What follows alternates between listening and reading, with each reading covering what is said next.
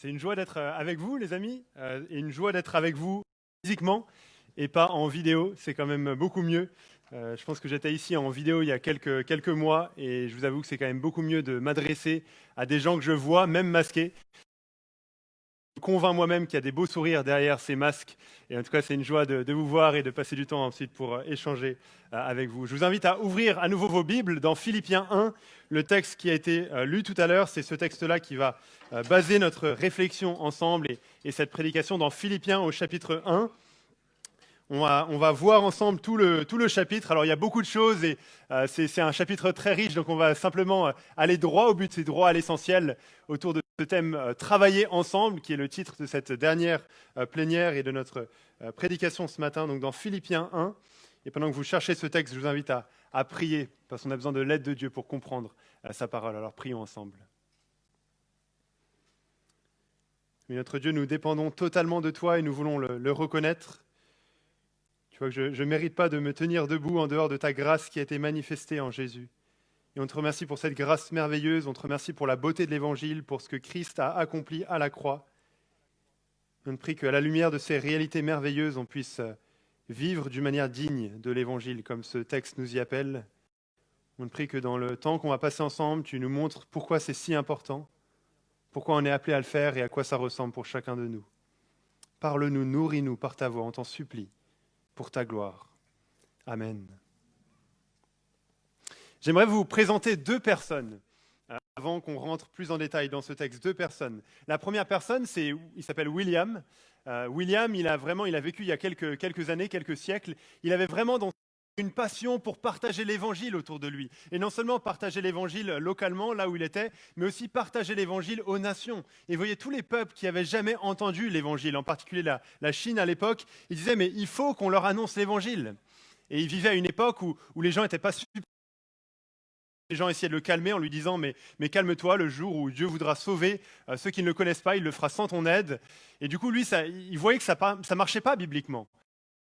Dissertation pour parler de l'obligation des chrétiens d'annoncer l'évangile et d'aller dans le monde pour annoncer l'évangile.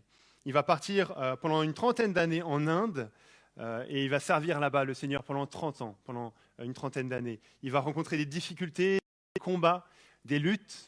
Il va aussi voir beaucoup de fruits et les gens se tourner vers Christ. Il va traduire la Bible dans plus de 5 langues, dans des langues où la Bible n'était pas accessible. Il va traduire la Bible. Et son nom, c'est William Carey. Et on l'appelle le père des missions modernes, qui a encouragé beaucoup d'autres missionnaires à partir ensuite. Ça, c'est la première personne que j'aimerais vous présenter. La deuxième personne que j'aimerais vous présenter, il s'appelle André ou Andrew. Il vient d'Angleterre. Il a vécu à la même époque que William. Lui aussi, il avait une passion pour partager l'évangile autour de lui. Lui aussi, l'évangile, c'était comme un feu dans son cœur qu'il ne pouvait pas ne pas partager. Mais lui, il a jamais mis les pieds en Inde, jamais de sa vie. En fait, il n'a jamais quitté son pays natal, il est toujours resté là où il était. Mais régulièrement, il écrivait des lettres à beaucoup de missionnaires pour les encourager, pour les aider à tenir bon, dont William Carey, qu'il a suivi tout au long pour l'encourager et pour l'aider à tenir bon. Il donnait pour soutenir la mission au loin. Et il levait de l'argent pour que l'argent soit envoyé au bon endroit pour que ceux qui n'ont pas entendu l'évangile. Il écrivait des articles pour motiver des gens à s'engager dans la mission. Il a défendu William quand William Carey était attaqué par plusieurs controverses. Il était là pour l'aider, pour le défendre. Et il a passé sa vie à faire tout ça en étant toujours impliqué dans son église locale et dans son ministère local. Son nom, c'est Andrew Fuller et ça a été un des grands soutiens de William Carey pendant tout son ministère. Et maintenant, la question que j'aimerais poser, c'est lequel de ces deux personnes, entre William et André, était le plus engagé dans la mission ? Lequel était le plus consacré pour le Seigneur, le plus impliqué, on pourrait dire, dans la mission d'annoncer l'Évangile à ceux qui ne l'ont jamais entendu ? En fait, la réponse qu'on devrait donner à partir de ce texte qu'on va voir de Philippiens 1, c'est « Prenez part au progrès de l'Évangile de la même manière, avec la même consécration, avec le même renoncement, avec le même objectif, mais dans des moyens différents. » Ce chapitre 1 de Philippiens, il est vraiment particulièrement encourageant. Son cœur, il ouvre son cœur et il révèle l'ambition qui le motive, qui l'anime et qui dirige tout ce qu'il fait. Que Paul a une seule ambition. On va voir que cette ambition nous concerne tous selon nos moyens. Et c'est le résumé dans le sens de ce qu'on va voir, une seule ambition qui nous concerne tous selon nos moyens. On va voir ça en 3 temps. de voir d'abord l'ambition de Paul. Donc une seule ambition. Quelle est l'ambition qui anime Paul? Et en fait, Paul avait cette ambition qui dirigeait toute sa vie, un peu comme un gouvernail qui était là pour orienter tous ses choix et toutes les décisions qu'il allait prendre dans sa vie. Un peu comme haut niveau. Un athlète de haut niveau, ils ont un seul objectif, la compétition qu'ils vont faire, les Jeux Olympiques par exemple, qui va arriver dans quelques années, et ils vont vivre tout leur quotidien à la lumière de cet objectif, même des années auparavant. Toutes les décisions de leur vie, même jusqu'à ce qu'ils vont manger le midi, ils vont décider ça en fonction des Jeux Olympiques. Ils ont une seule ambition qui gouverne tous leurs choix. Et c'était la même chose pour Paul. Et on voit ici ça dans ces versets à plusieurs à partir du verset 12 à 14, on voit ça de manière assez surprenante. Et pour bien comprendre ces versets, il faut comprendre le lien étroit qui existait entre Paul et les Philippiens. Donc Paul écrit aux chrétiens de Philippe, de la ville de Philippe. C'est une église qu'il avait implantée, histoire dans Acte 16. Et il y a un lien très fort, en fait, on l'a vu, on a lu le verset 8, où Paul dit « Dieu m'est témoin que je vous chéris tous avec la tendresse de Jésus-Christ ». Il est très attaché à ces jeunes croyants et les Philippiens sont très attachés à Paul. Ils se soucient de lui. Il y a un lien très fort entre les deux. Et on apprend avec cette lettre que Paul avait été mis en prison, qu'il avait été arrêté pour sa foi, arrêté à cause qu'il parlait de Christ. Et probablement, il y avait beaucoup d'inquiétude de la part des Philippiens de se dire mais qu'est-ce que Paul devient? Mais qu'est-ce qu'il est arrivé à Paul? Est-ce qu'il va bien? Est-ce qu'il est même encore en vie?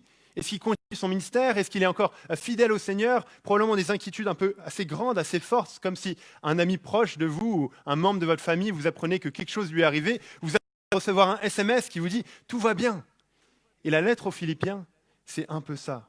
Mais Paul réagit de manière vraiment surprenante parce qu'on s'attendrait à ce que Paul écrive cette lettre en disant « Ah voilà, vous inquiétez pas, tout va bien, la nourriture est bonne dans la prison, les gens sont sympas, tout va bien, etc. » Mais qu'est-ce que Paul dit ici? Juste après avoir prié pour les Philippiens, comme il fait au début de toutes ces lettres, les versets 1 à 11, c'est la prière de Paul pour les Philippiens, on y reviendra après. Au verset 12, là où il commence le corps de sa lettre, là où on s'attend à ce qu'il donne des nouvelles, qu'est-ce qu'il dit? « Je désire que vous le sachiez, frères et sœurs, ce qui m'est arrivé a plutôt contribué au progrès de l'Évangile. » Waouh! Ne vous inquiétez pas, oui, j'ai été mis en prison, oui, il y a des choses difficiles qui me sont arrivées, mais l'Évangile a progressé. C'est génial. C'est pas grave tout ce qui m'est arrivé, parce que ça soit proclamé. Et comment est-ce que l'Évangile a progressé selon ces versets? De deux manières. L'Évangile a progressé, c'est ça qui fait que Paul se réjouit. D'abord au verset 13, il dit « Dans tout le prétoire et partout ailleurs, personne n'ignore que c'est pour Christ que je suis en prison. » En parlant du prétoire ici, Paul fait probablement référence à l'entourage de là où il était, de la prison romaine. Et Paul, vous savez, c'est quelqu'un qui ne peut pas ne pas parler de Christ. C'est trop fort pour lui, ça bout en lui. Et donc, peu importe où il est, il va parler aux gens de Jésus. « Ah, est-ce que vous connaissez mon Sauveur? Et est-ce que vous savez ce qu'il a fait sur la croix ?» Et donc, son emprisonnement a permis que l'Évangile progresse. Pourquoi? Parce que des non-chrétiens ont entendu pu annoncer l'Évangile en prison à des gens qui n'en avaient jamais entendu parler. Et la deuxième manière dont l'Évangile a progressé, on voit ça dans le verset 14, où il dit « Et la plupart des frères et sœurs, des chrétiens, encouragés dans le Seigneur par mes chaînes, ont plus d'assurance pour annoncer sans crainte la parole. » D'autres chrétiens à faire comme lui, ils ont vu l'assurance de Paul qui, même en prison, continue à parler de Jésus. Même s'il est emprisonné pour sa foi, il continue à parler de Christ. Et ils se sont dit « Ah, mais moi aussi, je peux faire la même chose avec les gens que je connais. » Et donc l'Évangile a progressé parce que les chrétiens ont entendu l'Évangile, mais aussi des chrétiens ont été encouragés à plus d'assurance pour partager l'Évangile eux-mêmes à leur tour. Et là, ces éléments dans ce texte nous aident à voir la priorité de Paul. La priorité de Paul, ce n'était pas son confort personnel, ce n'était pas son bien-être, ce n'était pas avoir une vie chrétienne tranquille, un long fleuve tranquille, une vie chrétienne qui ne coûte pas trop.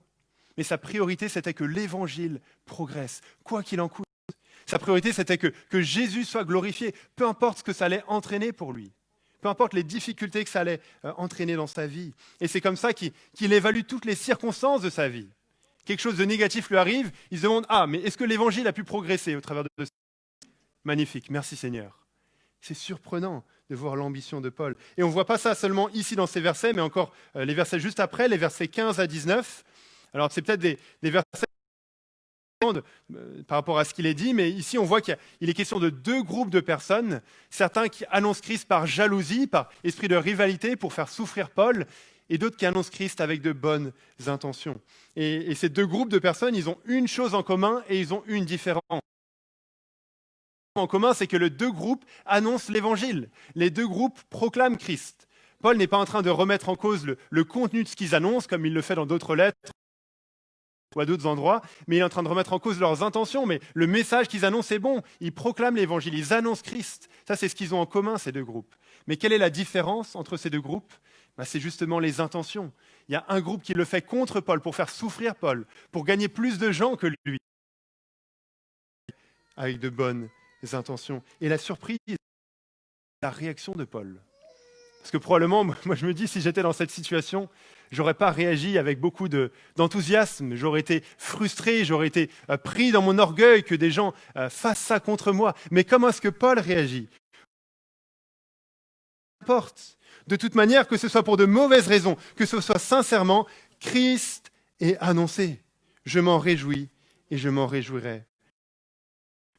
Paul ne se réjouit pas des mauvaises intentions ici, mais il se réjouit de ce que Christ est annoncé. Et là encore, on voit la même chose. Il a une seule ambition, une seule priorité, que l'évangile progresse, peu importe ce que ça va lui coûter, peu importe ce que ça va entraîner pour sa vie. Et enfin, on voit ça encore à nouveau dans 21, où Paul était dans une situation pas facile. Il a été arrêté à cause de sa foi, et probablement il était dans une issue où il était peut-être face à la mort. Il y avait la vie ou la mort qui était devant lui. Peut-être qu'il allait être mis à mort à cause de... Comment est-ce qu'il réagit ? Est-ce qu'il est dans l'angoisse ? Est-ce qu'il est dans les craintes ? Est-ce qu'il est dans le désespoir ? Non, regardez comment il réagit au verset 20.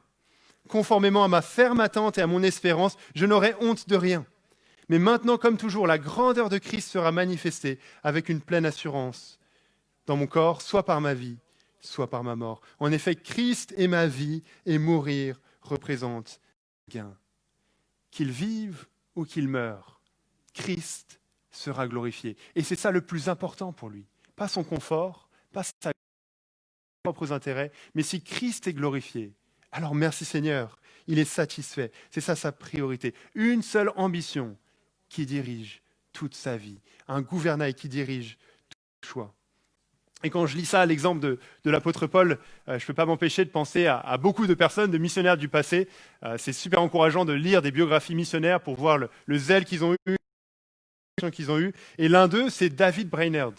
Il était missionnaire parmi les Indiens au XVIIIe siècle. Sa vie est vraiment poignante. Il est mort quand il avait 29 ans. Donc il a eu quelques brèves années seulement de ministère à l'Évangile, mais qui étaient remplies de consécration.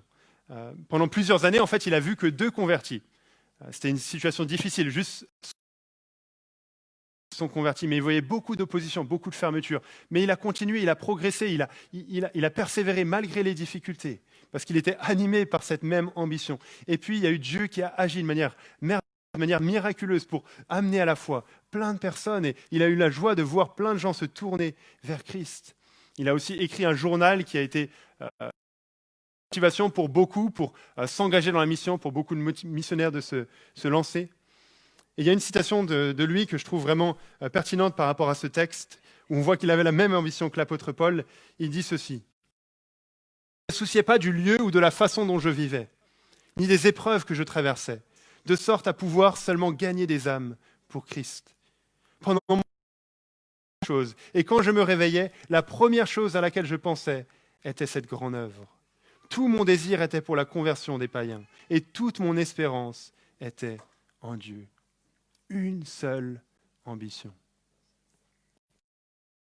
Le verset, c'est une seule ambition qui nous concerne tous. Une seule ambition qui nous concerne tous. Parce que ce serait tentant de voir ça, de lire ces versets, d'entendre parler de David, missionnaire, et se dire « Ouais, mais ça, c'est que pour les chrétiens de première classe. » Ça, c'est que pour les grands missionnaires, les pasteurs, les prédicateurs, ou l'apôtre Paul, c'est eux qui sont vraiment consacrés.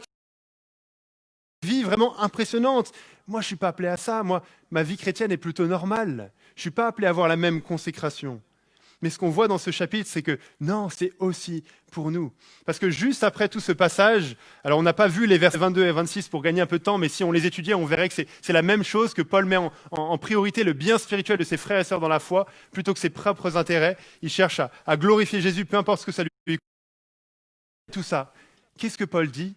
au verset 27, « Seulement, conduisez-vous d'une manière digne de l'évangile du Christ, ainsi que je vienne vous voir, on va dire de vous que vous tenez ferme dans un même esprit, combattant d'un même cœur pour la foi de l'évangile. Conduisez-vous d'une manière digne de l'évangile. » D'une manière digne de l'évangile. Qu'est-ce que ça veut dire ? Paul l'a montré juste avant. Vivre à la lumière de l'évangile, à la lumière de ce que Christ a fait sur la croix, en mettant l'évangile en priorité. Vivez d'une manière digne de la réalité glorieuse de ce que l'évangile est, de ce que Jésus a fait pour vous. Face à la beauté de l'évangile, vous êtes appelés à réagir en conséquence. J'habite maintenant à Bruxelles, en Belgique. Je ne sais pas si vous savez, mais les Belges, ils sont très fiers de leur roi. Donc il y a encore un roi, il n'a pas beaucoup de pouvoir, mais il est quand même là. Imaginez que je sois invité chez le roi, c'est génial. Donc c'est une invitation assez privilégiée. Mais imaginez, je viens en étant vraiment super mal habillé. Je dis même pas sur mon portable pendant tout le repas. Et je l'ignore. Et qu'est-ce qu'on dirait ? On dirait, mais ta conduite n'est pas digne de l'invitation que tu as reçue. Face à cette invitation précise, tu aurais dû te comporter d'une manière digne de cela. Ou imagine libéré d'un crime qu'il a commis, et on lui dirait, mais vis d'une manière digne de ta libération, vis en conséquence de cela. Et c'est un peu la même chose ici. On voit la réalité de ce que Christ a fait sur la croix. On voit que le Dieu en la personne de Jésus. Que le Dieu qu'on avait offensé, qu'on avait rejeté personnellement, c'est celui qui a accepté de donner son Fils, qui est tombé sur lui, à notre place. On voit le sang de Jésus qui est innocent, qui coule pour nous, et qu'en plaçant notre foi en lui, non seulement on est pardonné de tous nos péchés, tout ce qu'on a fait de mal, mais aussi on est recouvert de la justice parfaite de Jésus. On a un avenir glorieux, éternel qui nous attend, dans la présence de Dieu. On voit toutes ces vérités-là, toutes ces réalités merveilleuses de l'Évangile. On ne peut pas vivre différemment, on veut vivre d'une manière digne de cela. La seule manière de vivre à la lumière de l'Évangile, c'est de vivre radicalement. Je dis souvent par rapport à ce texte, et je l'ai déjà dit dans d'autres contextes, mais qu'on n'a que deux choix dans la vie chrétienne. Soit on peut adapter l'Évangile à sa vie, soit on peut adapter sa vie à l'Évangile. Qu'est-ce que ça veut dire ? Adapter l'Évangile à sa vie, c'est on a notre vie qui est bien remplie, on a toutes nos activités, toutes nos ambitions, nos plans pour cette vie, et puis on voit où est-ce qu'il y a un petit peu de place pour que je mette la foi chrétienne, où est-ce qu'il y a un peu de place pour que je m'intéresse à qui Jésus est, à comment le glorifier, à comment vivre pour lui, mais on a déjà notre vie qui est bien remplie, et on va juste l'ajouter à un petit bonus dans la foi chrétienne, dans notre vie. Ça, c'est une option.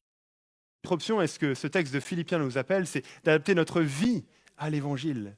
Voir la réalité de ce que l'Évangile est et vivre notre vie à la seule ambition qui nous gouverne, qui dirige tous nos choix, toutes nos décisions et tout ce qu'on va faire dans ce monde. Ça ne veut pas dire qu'on ne va pas avoir d'autres ambitions, d'autres choses qu'on va poursuivre, mais toutes ces ambitions sont dirigées par une ambition plus grande, majeure, de glorifier Jésus. Jésus n'est pas juste un bonus qu'on ajoute à nos vies, comme un objet qu'on ajoute à une collection. Voilà, je le mets sur l'étagère. Non, la vie chrétienne normale, c'est une vie radicale, qui ne se contente pas de donner des miettes, mais de se donner tout entier face à la grandeur de l'Évangile. La consécration, c'est ce à quoi les missionnaires ou les grands prédicateurs, les pasteurs, certaines personnes, certains chrétiens de première classe sont appelés. Non, c'est la réponse normale, appropriée, face à la croix, face à l'Évangile. Et ne pensons pas que la mission concerne juste certains passionnés dans l'Église qui nous cassent un peu la tête avec ça, qui font que d'en parler. Non, en fait, ce désir que l'Évangile progresse, c'est ce qui nous anime tous en tant que chrétiens. C'est la raison pour laquelle on est sur cette terre. On voit et on veut le partager autour de nous. C'est quelque chose qui nous concerne tous. On est appelés à avoir cette ambition. Et donc, ça veut dire qu'on ne peut pas rester insensible et fermé face à la réalité de ce qui se passe dans le monde et de tous ces peuples qui n'ont jamais entendu l'Évangile. On en a déjà parlé hier, mais je répète un peu ça brièvement pour ceux qui n'étaient pas là. La réalité des peuples non atteints, des peuples sans accès à l'Évangile, des peuples qui vivent. C'est pas simplement qu'ils n'ont jamais entendu l'Évangile, c'est pas simplement qu'ils ne sont pas chrétiens, c'est qu'ils n'ont jamais entendu l'Évangile et ils n'ont aucun moyen d'entendre l'Évangile parce qu'il n'y a personne qui est là pour leur annoncer. on recense environ 17 000 peuples ou groupes ethniques dans le monde. Et sur ces 17 000 peuples ou groupes ethniques, il y en a 7 000 qui sont encore classifiés comme non atteints. Ou sans action de notre part, sans personnes qui vont là-bas pour annoncer l'évangile, implanter des églises, ils ne vont jamais entendre parler du Sauveur qui peut les racheter du jugement qu'ils méritent. Ça représente 40%, 41% de la population mondiale. Et donc en tant que chrétiens, avec cette ambition qui nous anime, ce désir qu'on a de voir l'évangile progresser, on ne peut pas rester insensible à ça. On va se dire comment est-ce que je peux participer, comment est-ce que je peux m'engager pour que ceux qui n'ont jamais puissent entendre l'évangile. C'est cette ambition qui va nous animer. Une seule ambition qui nous concerne tous et enfin qui nous concerne nos moyens, selon nos moyens. On a tous la même ambition et on va être clair là-dessus et c'est ce que Philippiens 1 montre, on a tous la même ambition. Mais la manière dont on va y répondre dépend de qui on est. Ça a des formes différentes. Et c'est ce qu'on voit ici pour Paul et les Philippiens. Que Paul fait dans le début du chapitre 1. Donc il prie pour les Philippiens, il remercie pour leur foi. Et il dit au verset 4 et 5, « Dans toutes mes prières pour vous tous, je ne sais à cause de la part que vous prenez à l'évangile depuis le premier jour jusqu'à maintenant. » Les Philippiens prennent part à l'évangile. Et si on voulait traduire ça littéralement, on pourrait parler de communion. Ils sont en communion ensemble pour les progrès de l'évangile. Littéralement, c'est l'idée d'un business que plusieurs personnes montent ensemble, un projet que certains ont en communion commune et chacun y répond à sa manière, selon ses moyens. Ils prennent part à l'évangile. Et ils ont une vision commune, Paul et les Philippiens, les progrès de l'évangile jusqu'aux extrémités de la terre. Mais ils n'y répondent pas de la même manière, en fait. Et c'est frappant de voir ça ici. Les Philippiens ne sont pas sur le terrain, comme Paul. Paul, il est là sur le terrain en train d'annoncer l'évangile. Il implante des églises. Il va là où Christ n'a pas été nommé pour annoncer l'évangile, pour implanter des églises. Et les Philippiens ne sont pas avec lui quand il fait ça. Mais on voit dans cette lettre, on apprend dans cette lettre qu'ils prennent part à l'évangile au travers de dons financiers. On voit ça avec la fin du chapitre 4. Ils ont soutenu Paul depuis le premier jour, il est dit ici. Ils le soutiennent pour qu'il puisse accomplir son ministère. Par le soutien moral, ils ont envoyé Épaphrodite pour prendre soin de lui quand ils ont appris qu'il était en prison. Par leur prière probablement. Et au travers de tout ça, de tout ce qu'ils font, ils prennent part à l'évangile. Et ils font ça de manière tout aussi sacrificielle. Ce n'est pas juste qu'ils y participent de temps en temps en donnant des miettes. Ils se donnent tout entier pour cette vision. Ils ont la même ambition que Paul. Si on reprend l'illustration de l'athlète de haut niveau, voilà, il a une seule ambition, participer aux Jeux Olympiques et la lumière de ça. Alors, ce n'est pas une illustration parfaite, mais il n'est pas seul. Il y a un coach aussi qui est là pour l'aider, pour l'entraîner, pour l'aider à atteindre son objectif. Et sans son coach, il ne pourrait pas accomplir son objectif.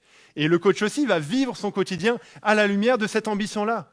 Il va aussi adapter sa vie en fonction de cette ambition qui le gouverne. Et pourtant, ce n'est pas le coach le 100 mètres ou le 200 mètres, il ne va pas être là, mais la victoire, ils vont la remporter ensemble, en tant qu'équipe.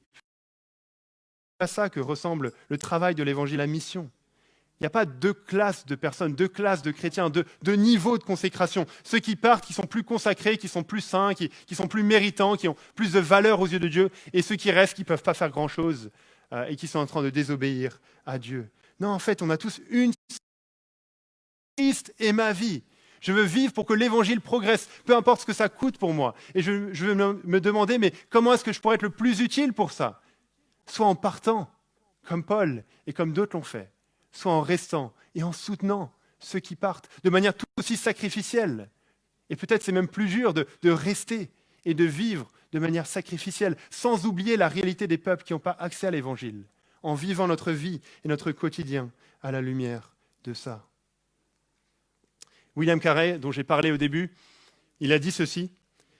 « Mine d'or, je vais descendre au fond du puits et creuser.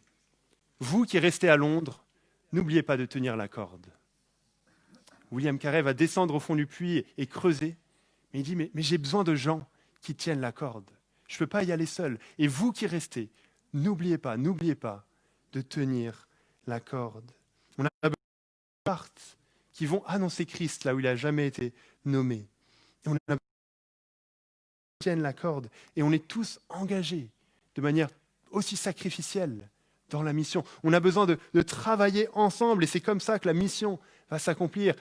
Il ne faut pas penser « Ah ouf, je peux rester, ça ne va pas trop me coûter. Je n'ai pas à me prendre trop la tête avec tous ces peuples sans accès à l'évangile et la mission, tout ça. » Non, en fait, ça va nous coûter.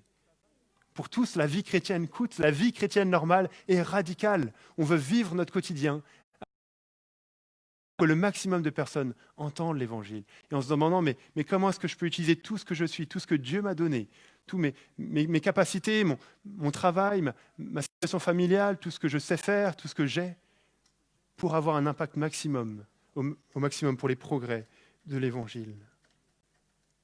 Alors est-ce qu'on est prêt à partir au fond du puits pour creuser? Est-ce qu'on est prêt à tenir la corde et à faire tout ça de manière sacrificielle? Et quand je pense à tenir la corde, je pense à deux personnes qui me sont venues en tête. La première personne que je ne connais pas, c'est Robert Le Tourneau, qui a vécu la majeure partie de son temps au XXe siècle. En fait, il a commencé tout jeune en étant juste mécano. Voilà, il était jeune chrétien, il voulait servir le Seigneur, il ne savait pas trop quoi faire de sa vie. Puis on a vu qu'il avait beaucoup de capacités, beaucoup de talents, et il s'est mis à devenir inventeur, à devenir ingénieur. Voilà, c'est un de ces gars qui a le cerveau qui chauffe, et à inventer des machines pour les travaux, pour la route, des machines qui sont encore utilisées aujourd'hui.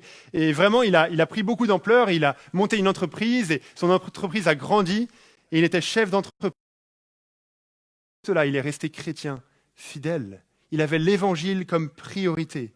Il donnait la majeure partie de ce qu'il gagnait pour l'œuvre de Dieu. Et vraiment, il le faisait de manière très sérieuse et très sacrificielle. Il annonçait l'évangile à ses employés. Il voulait s'assurer que ceux avec qui il travaillait de Jésus. Et pendant toute sa vie, il a soutenu l'œuvre missionnaire au Libéria, au Pérou en particulier. Il restait, mais il tenait la corde pour que ceux qui partaient puissent creuser au fond de la mine. Une deuxième personne à qui je pense, c'est une dame âgée de mon église qui est particulièrement encourageante.